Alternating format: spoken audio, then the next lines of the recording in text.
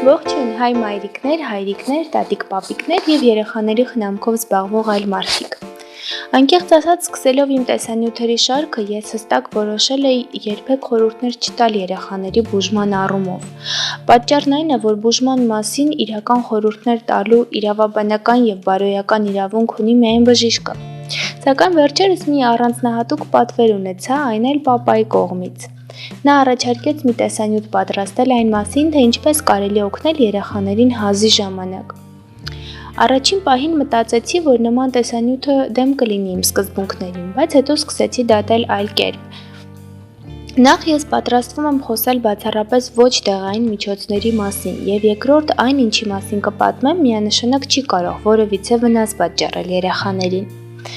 Այսպես կշռադատելով որոշեցի պատրաստել այս տեսանյութը եւ ներկայացնել հազի դեմ պայքարի իմ մեթոդների թոփ հնգյակը։ Միանգամից ասեմ, որ գիտեմ հազին օգնող նաեւ այլ միջոցներ, սակայն սկզբունքորեն երեխաներին չեմ առաջարկում ինչ-որ բան, որը կարող է նրանց զզվանք պատճառել կամ տանջել նրանց։ Հետևաբար իմ տարբերակները համով են եւ երեխաների համար հաճելի։ Բացի այդ կարծեցի, որ անիմաստ կլինի խոսել այնպիսի հանրահայտ միջոցների մասին, ինչպիսին օրինակ սերկեֆիլի կոմպոտն է։ Մինչ կոնկրետ բաղադրատոմսերին անցնելը ուզում եմ խոսել երկու շատ կարևոր հանգամանքների մասին, որոնք պարտադիր են ցանկացած ժամանակ, առավել ևս եթե երեխան հիվանդ է։ Այս հանգամանքներն անտեսելու դեպքում ցանկացած դեղային կամ ոչ դեղային բուժում կամ անիմաստ կլինի կամ քիչ արդյունավետ։ Եվ այսպես, միշտ եթե տանը կա երեխա, առավել ևս եթե երեխան հիվանդ է, եւ կրկին առավել ևս եթե երեխան հազում է, տան օդը պետք է լինի թարմ, խոնավ, իսկ օդի ջերմաստիճանը օպտիմալ։ Ո՞րն է օդի օպտիմալ ջերմաստիճանը։ Այո, 18-ից 20 աստիճան է։ Այդ մասին աղաղակում է Առողջության համաշխարհային կազմակերպությունը եւ ասում են նորմալ մանկաբույժները, ու այդ մասին գիտեն շատերը։ Բայց ինչ են անում հոգատար ծնողները, ճիշտ է, տաքացնում են, շատ են տաքացնում։ Ընդ որում այդ հոգատարությունից երեխաներն առավելապես տուժում են ձմռանը, որովհետև 25-ից 35 աստիճան տաքությունն ապահովվում է ոչ թե բնական ճանապարհով, այլ ջեռուցման համակարգերի միջոցով։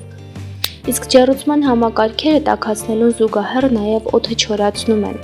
Իսկ ինչին է նպաստում չոր օդը։ Այո, հիվանդության զարգացմանը։ Մեկ անգամ ևս, եթե ցանկանում եք, որ երեխաները շուտ լավանան, անհրաժեշտ է պարզապես նրանց տաք հագցնել, իսկ տան ջերմաստիճանը չբարձրացնել 20-ից։ Հաջորդ գերկարևոր հանգամանքը հեղուկն է։ Երեխաները պետք է հնարավորինս շատ հեղուկ ընդունեն։ Իհարկե լավագույն տարբերակը սովորական մաքուր ջուրն է, բայց ոչ մեծերը, ոչ էլ առավել ևս փոքրերը չեն կարող անվերջ ջուր խմել։ Մենք օրինակ շատ կոմպոտներ ու թեյեր ենք խմում։ Դրանցից ամենակարևորը կոչվում է կախարդական թեյ, բայց այդ մասին ավելի ուշ։ Իսկ հիմա անցնենք իմ թոփ հնգյակին։ Չէ, մի բան էլ ավելացնեմ։ Ուզում եմ ընդգծել, որ այն ամենը, ինչի մասին խոսում եմ, փորձել եմ անձամբ, այսինքն ինքս եւ երեխաներս, հաճախ նաեւ ազգականներ եւ մտերիմներ։ Եթե անգամ դու ինչ կասկած ունենայի, որ կարող եմ իմ բաղադրատոմսերով վնասել, երբևիցե այդ մասին չէի խոսի։ Դե վերջապես անցնենք բուն թեմային։ 5-րդ տեղում խորոված սոխն է։ Կարող եք ասել, որ ինքս ինձ հակասում եմ եւ դա հաճելի ուտեստ չէ։ Առնվազն իմ առումով համաձայն եմ, բայց երեխաներիս ու ամուսնուս համար խորոված սոխը դելիկատես է։ Նրանք իսկական ռիտուալ են սարքում սոխը ջեռոց դնելը, հետո վառվելով մաքրելն ու ուտելը։ Դե ես դեմ չեմ, թող ուտեն ու լավանան։ 4-րդ տեղում եփած խնձորն է։ Ճիշտն ասած, հաճախ խոհարարական հաղորդումներում այս բաղադրատոմսը տեսել եմ որպես հետաքրքիր դեսերտ, իսկապես այն շատ համեղ է։ Պատրաստում եմ հետևյալ կերպ։ Խնձորների վերևի մասից մի փոքր փոս եմ անում, խնձորները դասավորում եմ կաթսայում։ Ահա այսպես։ Փոսիկների մեջ լցնում եմ կամ 2 թեյ գդալ շաքարավազ կամ մեկական թեյ գդալ շաքարավազ ու մեղր։ Իհարկե մեղրը պետք է լինի իսկական, այլապես մեղր օգտագործելն անիմաստ է։ Մեղրի հետ կապված երևի արժե փակագից դնել ու առանձին խոսել։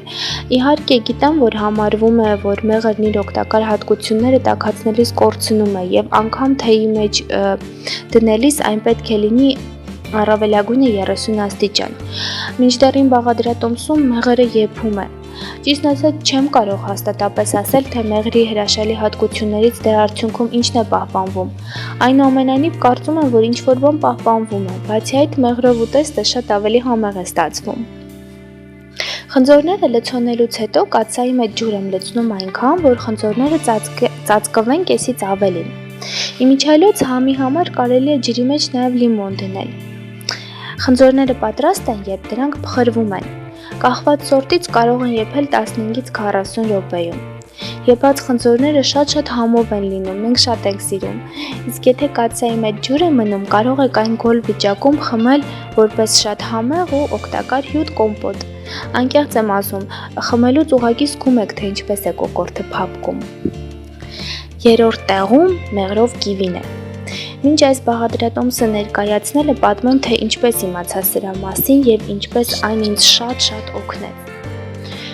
Իմ երկրորդ հղիության ժամանակ սարսափելի հիվանդացա, այն էլ 9-ից 12 շաբաթականում, գիտեք, ամենավտանգավոր ժամանակահատվածն է։ Ուղղակի աննկարագրելի հիվանդ էի, չեմ ուզում մանրամասն սարսափներ նկարագրել, միայն ասեմ, որ հազից խեղդվում էի,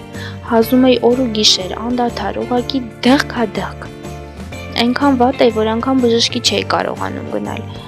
թե ինչու տեղամասային բժիշկն ինձ մոտ չեկավ, դա մի առանձին պատմություն է ի ամոթ հայկական բժշկական համակարգի։ Ինչևիցե, ինչ-որ պահի գերմարտկային ճիգերով գնացի այն բժշկական հաստատություն, որտեղ հաշվառված էի որպես հղի։ Գինեկոլոգս ինձ ուղղորդեց լոր բժշկի մոտ։ Վերջինս ինձ մի թեթև զննեց ու սկսեց դեղատոմս գրել։ Նկատելով, որ դեղատոմսը գնալով երկարում է, հարցրեցի. «Ներեցեք, իսկ այս բոլոր դեղերը ինձ կարելի է խմել»։ Բժիշկը քամահարանքով նայեց դեմքից ու ասաց. «Իհարկե»։ Դեղատոմսը վերցրի ու քանի որ շատ վատ էի զգում, աղոտ հիշում եմ, որ տաքսի նստեցի, հասա տուն ու անմիջապես պառկեցի անկողնում։ Մամաս հարցրեց, թե բժիշկն ինչ ասաց, ես էլ ասացի, որ ինչ-որ դեղեր է գրել, հիմա քնեմ, հետո կնայեմ դեղերը։ Երբ արթնացա, պարզվեց, որ հոգատար մամաս գնել էր դեղատոմսում նշված բոլոր դեղերը։ Իհարկե, մամաս պնդում էր, որ անմիջապես սկսեմ դեղերն ընդունել ըստ նշանակման, բայց ես երբեք առանց ինստրուկցիան կարդալու դեղ չեմ խմում։ Սկսեցի կարդալ։ Կարծում եմ գիտեք, որ դեղերը բաժանվում են կատեգորիաների ըստ հղիներին թույլատրելիության աստիճանի։ Ահա այստեղ կրկին անգամ ներկայացնում եմ այդ կատեգորիաները, կարող եք եւս մեկ անգամ ուսումնասիրել։ Տվյալ դեղի ինստրուկցիայի համաձայն այն կտրականապես արգելվում էր հղիության ժամանակ ու նկարագրված էր, թե ինչ վատ հետևանքներ կարող էր հանգեցնել երեխայի համար։ Բա իսկ ես համաձայն դեղատոմսի այն պետք է ընդունեի օրական 3 անգամ։ Թեև այս պատմությունը շեղվում է իմ թեմայից, բայց հարկ համարեցի պատմել այն, որպեսզի կրկին անգամ զգոնության կոչ անեմ դեղեր ընդունելու ժամանակ։ Ինչևիցե ես շարունակում էի ինձ վատ զգալ, այդ թվում հազալ ու պետք էր ինչ-որ բան անել։ Ինձ խորհուրդ տվեցին մեղրով կիվի բաղադրատոմսը։ Այն է, ես մեղրը շերտ կտրտում էի, շերտերը շարում ափսեի եզրին եւ դրանց վրա մեկ թեյ գդալ մեղր դնում։ Այդպես պատրաստում էի երեկոյան ու գիշերը մնում էր։ Մեղրի ազդեցությամբ կիվիից հյութ էր դուրս գալիս, հետո մեղրի հետ խառնվելով հոսում դեպի ափսեի կենտրոնը։ Առավոտյան այդ հյութը խմում էի, իսկ կիվիի կտորները ուտում։ Ճիշտ ասած, բավական զզվելի էր, քանի որ հղիության այդ շրջանում քաղցրից զզվում էի,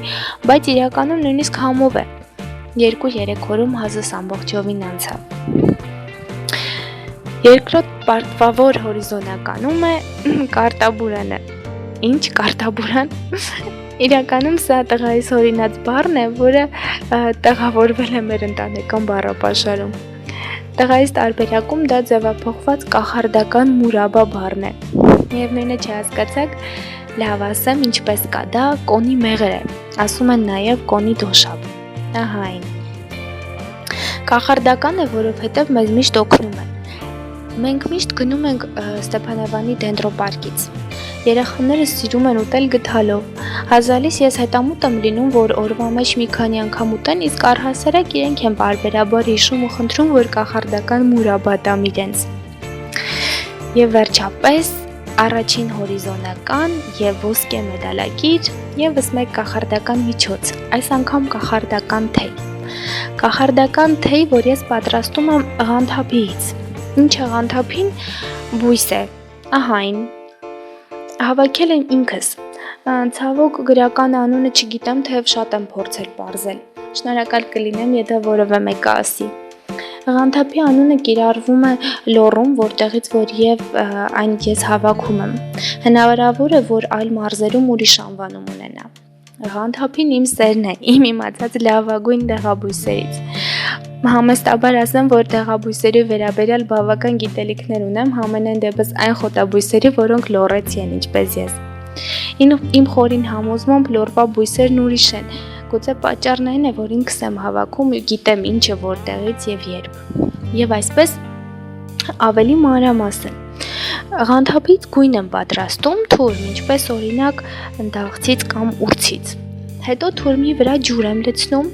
ցանկացած մուրաբա եւ երեխաներին տալիս որպես թեյ։ Իրականում ղանթափի համը հաճելի չէ անվանի, բայց այն ուժեղ չէ եւ ինչ որ մուրաբայի հետ ուղղակի կորչում է։ Համը կորչում է, իսկ ազդեցությունը մնում։ Առանց չափազանցելու եմ ասում, հրաշալի միջոց է, արտակարգ։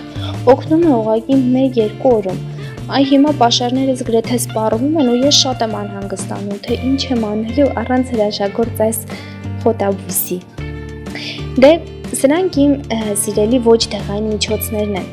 Չեմ ուզենա, որ տպավորություն ստեղծվի, որ ես կտրականապես դեղ չընդունող մարդկանցից եմ, բոլորովին ոչ, դեղերը շատ կարևոր են ու հաճախ կյանքեր են փրկում, ժամանակին դեղ ընդունելն էլ շատ կարևոր է։ Բայց միաժամանակ հավատացած եմ, որ մինչև դեղերին անցնելը կարելի է փորձել նաև այլ նմանատիպ միջոցներ, որոնք հաճախ օգտակար են լինում։ Իսկ դուք ինչ համով միջոցներ գիտեք։ Պատմեք, միասին հարստացնենք մեր գիտելիքները։ Իսկ ես ձեզ հրաժեշտ եմ տալիս մինչև հաջորդ տեսանյութ, չմոռանաք հավանել ու բաժանորդագրվել։